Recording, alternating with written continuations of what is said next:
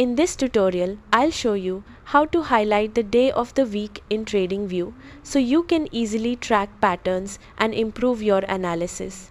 Don't forget to like and subscribe. First, open Tradingview and load any chart. Once you're inside the chart workspace, click on the Indicators button at the top of your screen to open the indicator library.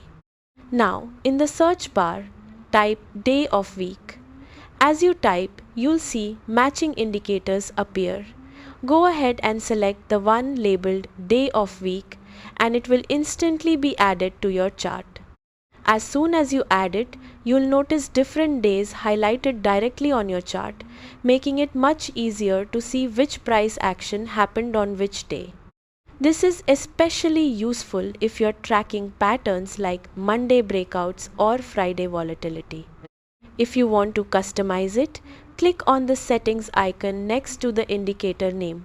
From there, you can change colors, adjust opacity, or choose specific days you want to highlight based on your strategy.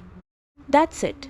With just a few clicks, you can highlight days of the week and make your chart analysis much clearer. Subscribe for more TradingView tips and tutorials.